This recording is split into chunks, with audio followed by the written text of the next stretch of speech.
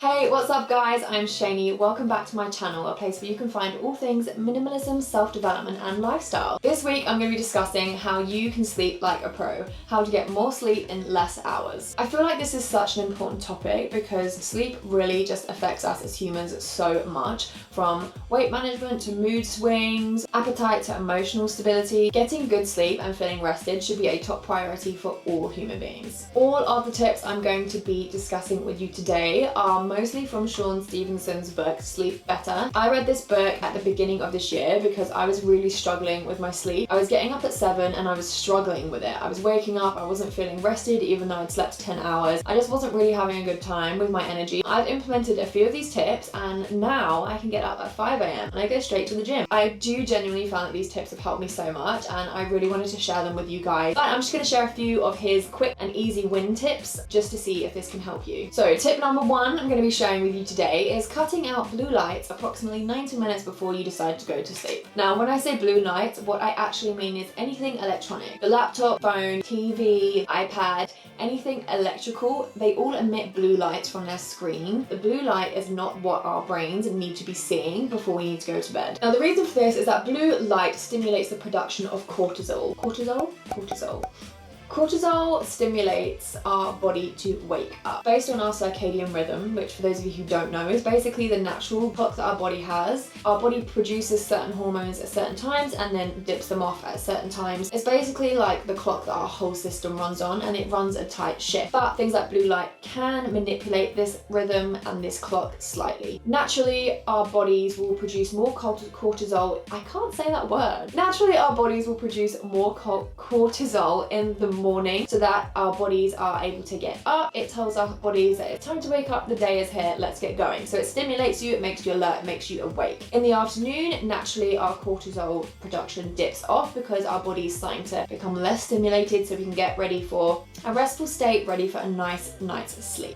If you're someone who is on electricals or watching TV right up before you go to bed, you really can alter your circadian rhythms, secretion times of cortisol, which means you may be someone who finds it really hard to get up in the morning, you're really sluggish, but you're absolutely pinging awake at night. This just means that your cortisol secretion rhythm is basically flipped and reversed. It's completely the wrong way around. Not to worry though, you can fix this, you can set your rhythm back to normal. Giving yourself 90 minutes of blue light free time before you go to bed just gives your body the time for the melatonin and cortisol to balance themselves out. Having no electricals and no blue lights 90 minutes before bed seems too much for you. Start with half an hour, increase it to 45 minutes, then an hour, then 90 minutes. Try reading a book, stretching, doing some yoga. There are so many things that you can do before bed that doesn't require a blue light. Give it a go. If this is really too hard for you, as I said, try the 30 minutes, then 45 minutes, then an hour, then 90 minutes. Try setting that time back gradually each week so you can adjust to it. Or last but not least, if this really just isn't going to happen for you and you're someone who for whatever reason just has to be on electricals before you go to bed, just put your sunset mode on at least. Most electronics now, not particularly TVs, but definitely laptops and phones have a sunset mode.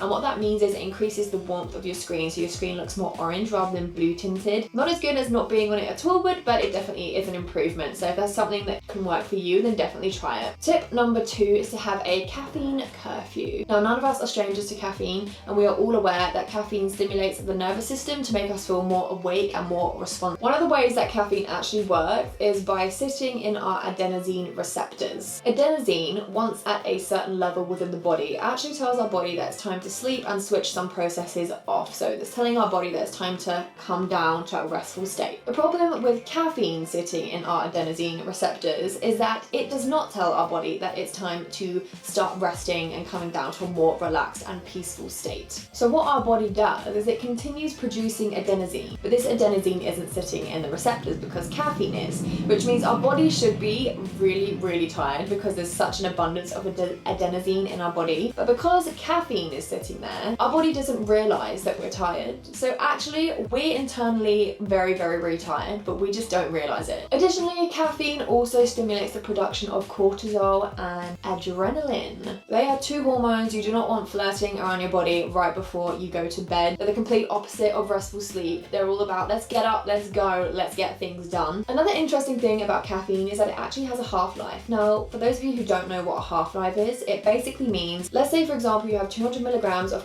caffeine even in your body. So this is approximately 1 cup of coffee. If the half-life of caffeine is 8 hours, that means in 8 hours after first inducing this caffeine, you will have, instead of 200 milligrams, you now have 100 milligrams. And in another 8 hours after that, you then have 50 grams. And then another 8 hours after that, you have 25 grams. So as you can see, it actually takes a very, very, very long time for caffeine to actually completely get out of your body. Let's add on the fact that most people don't just have 1 cup of coffee, they have multiple cups of coffee, so you've got much more caffeine in your body. It's going to take a much longer time for that caffeine to get out of your body, or at least get to a level where it's not overstimulating your body and that your body can still produce its normal functions without caffeine skewing. Sean Stevenson recommends no caffeine past 2 p.m. So that doesn't mean that you can't drink coffee or you can't drink your green tea, just opt for a decaffeinated version instead. Tip number 3 is setting your alarm to allow yourself to have complete sleep cycles. So what I mean by this is set your alarm to get up the same time every day and go to sleep around about the same time every day. I say this because your sleep cycles last 90 minutes. So if you wake yourself up in the middle of a sleep cycle, even if you've had 8 hours sleep, you're gonna feel super groggy. And this is because it depends on what stage of the sleep cycle you're in. So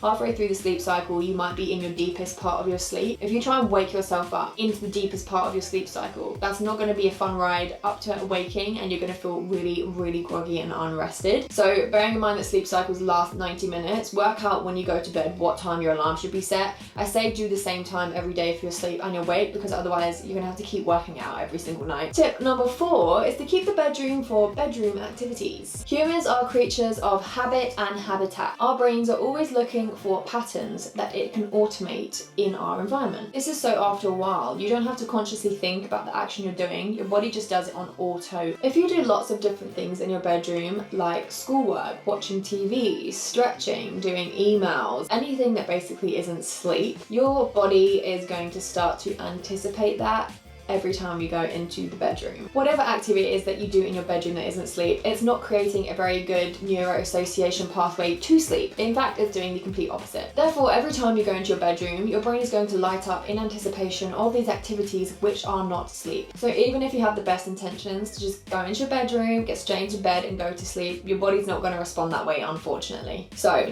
leave the bedroom for just sleeping, getting dressed, basic bedroom activities. Leave everything else to the living room, to the kitchen, to the office. Separate your activities to the room that they are meant to be done in. Tip number 5 is exercising in the morning. Exercising in general has a huge impact on your sleep quality, but it has been scientifically proven that working out in the morning has unbelievable benefits for your sleep quality. In fact, a study by the Appalachian State University found that those who worked out at 7 a.m. had 75% more time in the restful deep sleep stages of your cycle than those who worked out at any other time of the day. In fact, the study found that those who worked out in the morning had 75% more sleep or more time in the restorative deep sleep stages of the cycle than the people who worked out any other time of the day. Exercise also stimulates the release of cortisol, which, as we discussed earlier, was the hormone that wakes you up, that stimulates you, that makes you alert. In the morning, we want to be alert. So if we work out in the morning, we're just increasing our wakefulness and how alert that we are feeling. You might not feel too awake when you get to the gym, but as soon as you start moving, you're instantly going to wake up. It's going to completely refreshen you first thing in the AM. This also helps to put your cortisol cycle back on track. So if you are someone who has got their cortisol cycle a little bit skewed and feels really tired in the morning and really awake at night, by forcing yourself to get up and to work out, you're going to start pulling that cycle back round to normality again. So that concludes today's video. I hope that implementing even just one of those tips improves your sleep. I know that all of us are happier humans when we've had a good night's sleep.